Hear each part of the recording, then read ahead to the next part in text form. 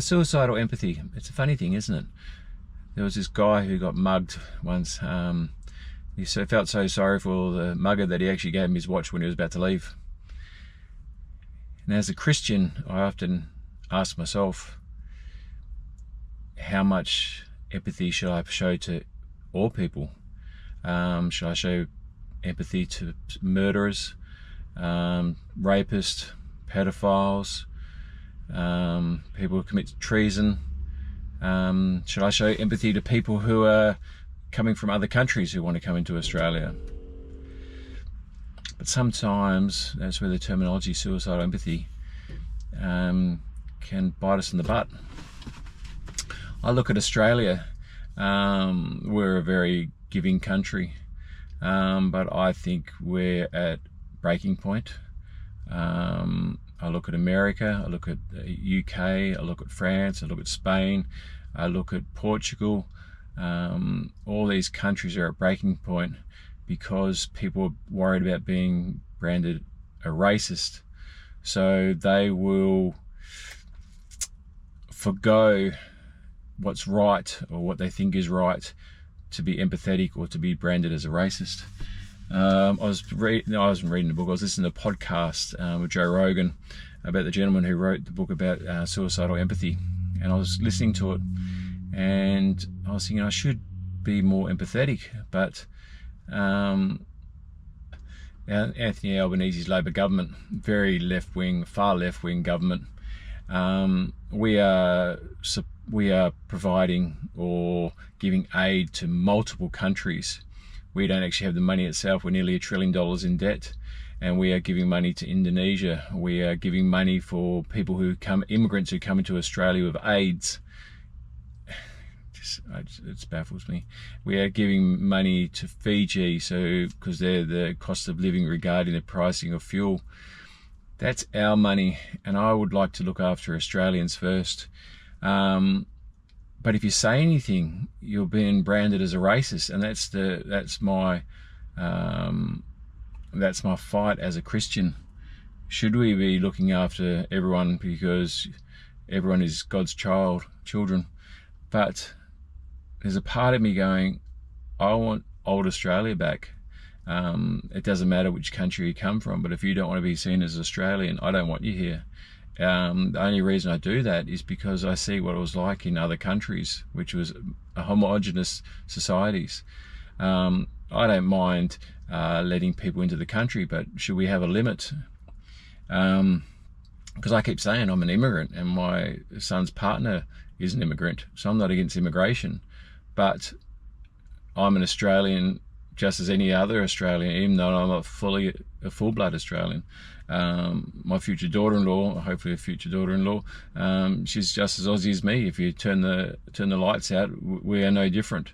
We've both embraced being Australian, but I am driving around and I'm seeing multiple of Muslims aren't working, and I see a lot of Aboriginals aren't working. I'm seeing a lot of single mothers aren't working. I'm seeing a lot of people with disabilities, and we can be empathetic as much as you want, but after a while, that's our money, it's our taxes. We put people in charge. We think we put people in charge who will do the best for us as an Australians. But Anthony Albanese is, I don't know what he's like as a person, but he does not look out for Australians. Luckily we have Pauline Hanson, who's out there looking out for Australians.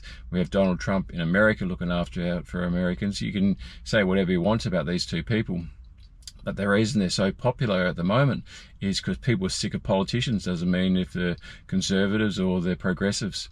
People are sick of politicians, and I'm sick of it. It gets me angry, and I haven't made this video for a couple of days, and I knew I was running late. But with our budget in Australia, we are in so much debt, and it's like we've borrowed credit cards to give to other people. And I'm going, what is the reason we are giving money to Indonesia? What is the reason we're giving money to stop Islamophobia? What is the reason we're giving money to stop the Jewish Council over East? Why are we giving these? If you come to Australia, you have to forget what your past is. I often wonder if we went to war against, if we went to get a war against Lebanon or Pakistan or places like that, or India, who would they fight for? I heard that there was more people who fought for ISIS who were Muslims, and they went into the Australian Defence Force. So what is Australia? Are we a community? Are we a group? Or are we just silos everywhere? You can just come and live in this house. Because you can call me racist or you can call me xenophobe, but everyone who puts a lock on their door at night is exactly the same as me. They've gone, I want to judge who comes into my house, and by doing that I lock the door, and then I screen them before I let that person in. If you just have the door open, let anyone in, you are a decent human being. But it comes with consequences. You can only poke a bear so many times without it actually wanting to bite you or kill you. And we're in a society in Australia now where it's the scariest it's ever been. When I was in China and Japan and Singapore, I was watching the news and how much violence there is, and it's the same culprits. We never had these problems before. We were all as one. When you go to America, the last time I was there in 2023, under Biden administration, it was the scariest I've ever known it to be. It wasn't perception, it was. We had people following us, walking from the shops. And now is that for, we know as in crime, you can commit crimes 170, 180 times. If you're a certain color or a certain ethnicity, and get away with it. It's the same as in Australia. We've just had a young girl who was under 14, and she tried to run over Jews, and she got let off 190 charges or something because she was under 14. It amazes me. I am stunned, and that's why I've struggled to do this video. I just want the old Australia back. I want the old America back. I want the old UK back. And I should be able to say that without being branded anything. And I don't care if you brand me racist or xenophobic. I want safety, and that's why how can you call me racist when I love being in Japan? How can you, in Malaysia, which is there's more Muslims in Malaysia than any other religion. In China, I can't be racist when I'm not having a go at anyone, but we need to screen who is the best fit for Australia. And if you bring in people from Sudan who are fighting against each other, well, even so, you know, the last time on October 7th, we brought people over from Lebanon, and we brought people over from Israel. We have two fighting factions brought into Australia, and how did that work out for us? We had the shootings in Bondi, and now because of that we've lost our freedom of speech. Not that we ever had it in Australia, because you can't say anything, but you can't say anything about the Jewish government now. You can't say anything about Islam. You can get charged for, you can say anything you want about Donald Trump and nothing ever happens, but you talk about two governments and you can say if it's genocide or not, or actually honor killings or anything like that, nothing seems to be get away with it. I just want the old Australia where it was just one team. In UK, they've let in so many Muslims, and I'm a citizen of the UK as well. They've let in so many Muslims that we are getting leaders that aren't fighting for the best of UK. It's just whoever wants to come into the country. And now, because of that, there's the welfare bill outstrips what the income is coming in. So it's just a welfare state, and people who want to buy a house aren't buying in welfare state areas. They want to buy in the best areas. And I feel like we've gone downhill. And I didn't see that in places where they kept their identity. So if we replace everyone in Japan with Indians, is it still Japan? If we replace everyone in Australia with Muslims, is it still Australia? If you picture or you paint someone who's an Australian, it's usually with blonde hair, surfing. Is it the same if we're walking around with veils? I don't know. Is that what we want? But I don't want that. I don't care what country you come from. If we're in a pickle, you're fighting for Australia. And I think I have the right to say that because I am a son of an immigrant. I'm not truly Australian. But if Australia goes to war, the first team I'm fighting for is Australia. And if anyone comes to Australia and their first preference is to fight for us, in any situation, I don't want you here.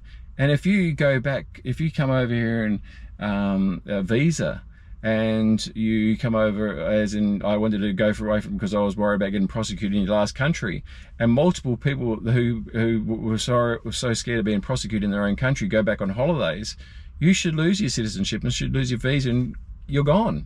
We don't want you back. And that's the predicament I am in as a Christian. I should be loving, you know, love thy neighbor. But if your neighbor is the devil, should you love that person? Well, that's my rant. I do apologize. I had nothing. I just wanted to get it off my chest. And I just drive around and I just miss Australia. I miss we aren't one. And I don't know what to do, because it seems to happen to specific countries. I don't ever see anyone talk about diversity as the strength when you're talking about Malaysia, China, Singapore, Japan. I don't ever see it when everyone says we need diversity in Greenland. If you come to Australia, you have to be Australian. If you're not, we don't want you here. And I could say that even my dad, who come over as a 10-pound pom, he never embraced Australia. It was never his home. But I know one thing, his home was always England. But I know one thing, if we ever went to war, he would be putting on the Australian Defence Force uniform with the Australian flag. I don't know. I usually finish off with, if you can't be anything, be kind. Am I contradicting myself? All right, until next week. Bye.